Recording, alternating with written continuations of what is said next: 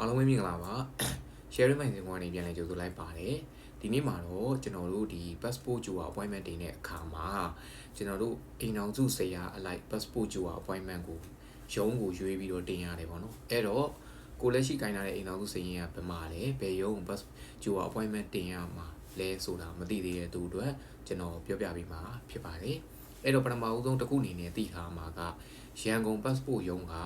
ဘယ်အိမ်အောင်စုစရင်မဆိုဂျူဝါ appointment တင်ပြီးတော့လာလို့ရတာပဲဖြစ်တာတယ်အဲ့တော့ရန်ကုန်ရုံးတစ်ခုပဲဘယ်အိမ်အောင်စုစရင်မဆိုเนาะ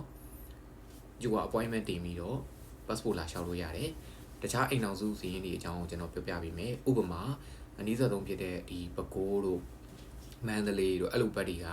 ဥပမာပဲခူးအိမ်အောင်စုစရင်ဆိုရင်ပဲခူး passport ရုံးမှာဂျူဝါ appointment တင်ပြီးတော့ပဲခူးရုံးကိုဝင်လို့ရတယ်တို့မဟုတ်ဒီရန်ကုန်ရုံးမှာဂျူဝါ appointment တင်ပြီးတော့ရန်ကုန်ဝင်လို့ရတယ်အဲ့ဒီနှစ်ရုံးကလွဲပြီးတော့တခြားရုံးတွေကိုဂျူဝါ appointment ယူပြီးတော့ရုံးဝင်လို့မရဘူး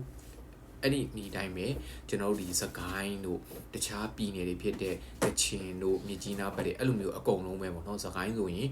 မုံရွာမှာမုံရွာ passport ရုံးမှာဂျူဝါ appointment တင်ပြီးတော့ passport လျှောက်လို့ရတယ်ဒါမှမဟုတ်ရန်ကုန်ရုံးကိုဂျူဝါ appointment ယူပြီးတော့ရန်ကုန်မှာလာလျှောက်လို့ရတယ်အဲ့ဒီနှစ်တိုင်းရမယ်ပဲလျှောက်လို့ရမယ်တခြားဘယ်ပြည်နယ်မှာဂျူဝါ appointment တင်ပြီးတော့ရုံးဝင်လို့မရဘူးเนาะအဲ့တော့ကျွန်တော်ပြောချင်တာကဒီတိတ်မတိသေးကြတာဖြစ်တဲ့ရှမ်းပြ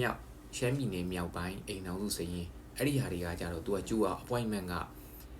လာရှိုးမှာတင်ရမယ်ဒါပေမဲ့ तू ကမန္တလေးရုံးမှာရုံးဝင်လို့ရတယ်အဲ့တော့ရှမ်းပြည်နယ်မြောက်ပိုင်းအိမ်တော်စုစရင်ယူကင်ရှိထားတဲ့လူတွေကဒီလာရှိုးမှာဂျူဝါ appointment ကိုတင်ပြီးတော့အဲ့ဂျူဝါ appointment ရတဲ့ date အတိုင်းပဲမန္တလေးရုံးကိုဝင်လို့ရတယ်เนาะအဲ့တော့ကိုကဘယ်အိမ်တော်စုစရင်ကင်ထားလဲဆိုတာကိုကိုယ့်ရဲ့အိမ်တော်စုစရင်မှာကြည့်ရမယ်မှတ်ပုံတွေမှာကြည့်ရမှာမဟုတ်ဘူးเนาะကိုယ့်ရဲ့အိမ်တော်စုစရင်မှာကြည့်ရမယ်အိမ်တော်စုစရင်မှာရှိတဲ့အတိုင်းဒေတာကြီးအလိုက်ကိုဂျူဝါ appointment ယူပြီးတော့ passport လုပ်လို့ရမှာပဲဖြစ်ပါတယ်တည်ထားမှာတခုကတော့ရန်ကုန်ကတော့တိုင်းနယ်ပြည်နယ်14ခုရှိတဲ့နေရာမှာကျန်တဲ့73ခုအကုန်လုံးရန်ကုန်မှာဂျူဝါ appointment ယူပြီးတော့ရန်ကုန်မှာ passport လာလုပ်လို့ရပါတယ်ရန်ကုန်ကဘယ်ပြည်နယ်ဘယ်တိုင်းမဆို passport ရုံးမှာအကုန်လုံးကိုလက်ခံတာပဲဖြစ်ပါတယ်အဲ့တော့လူချင်းမင်းတို့အနေနဲ့ passport ဂျူဝါ appointment ယူချင်တာပဲဖြစ်ဖြစ် passport နဲ့ one stop service လိုချင်တာပဲဖြစ်ဖြစ်ကျွန်တော်ရဲ့ဒီ fast tag passport one stop service ဆိုတဲ့ page မှာဆက်သွယ်ဆုံးမေးမြန်းနိုင်ပါတယ်အဲ့လိုမှမဟုတ်ဘူးဆိုရင်တော့ကျွန်တော်ရဲ့ Viber ဖုန်းနံပါတ်398889085554ကိုဆက်သွယ်ဆုံးမေးမြန်းနိုင်ပါပဲအဲ့တော့ဒီနေ့ပြောပြပေးတာက